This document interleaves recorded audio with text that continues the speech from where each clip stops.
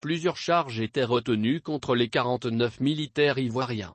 Il s'agit de crimes d'attentat et de complot contre le gouvernement, atteinte à la sûreté extérieure du Mali, port et transport d'armes et de munitions de guerre ou de défense intentionnellement en relation avec une entreprise individuelle et collective ayant pour but de troubler l'ordre public par l'intimidation ou la terreur.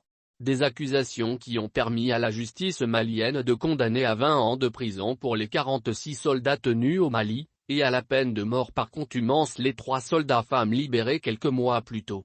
Pour le porte-parole du gouvernement malien, ce geste démontre l'attachement du colonel Assimi Goïta à la paix, au dialogue, au panafricanisme, à la préservation des relations fraternelles et séculaires avec les pays de la région, en particulier celles entre le Mali et la Côte d'Ivoire.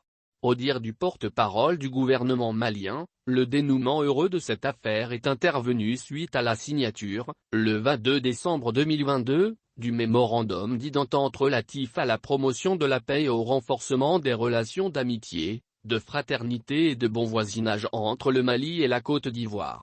Le gouvernement de la transition renouvelle sa profonde reconnaissance au président Faure Essouzine Gnassingbé pour ses efforts inlassables et son engagement constant pour le dialogue et la paix dans la région, a déclaré le colonel Maïga. Dans une série de tweets, le président Faure dit se réjouir de la mesure de grâce présidentielle accordée par le colonel Assimi Goïta.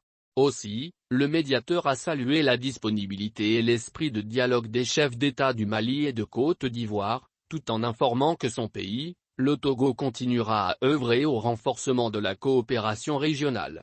Si le Togo a eu la bienveillance du porte-parole du gouvernement malien, il n'en fut pas de même pour la CEDEAO, et surtout pour son président en exercice Umaro Sissoko Embalo. Le ton était tout autre. Car, lors du dernier sommet de l'organisation, le président Embalo s'était quelque peu emballé en laissant entendre que de nouvelles sanctions contre le Mali si les soldats ivoiriens n'avaient pas été libérés avant le 1er janvier 2023. Le colonel Abdoulaye Maïga lui fait remarquer que le Mali ne figure plus sur la liste des pays intimidables et a définitivement retrouvé sa souveraineté. Dans le communiqué, le gouvernement de la transition invite Embalo à donner des ultimatums aux groupes terroristes qui constituent la plus grande menace en Afrique de l'Ouest, et à canaliser ses efforts dans l'éradication de la pauvreté dans la région.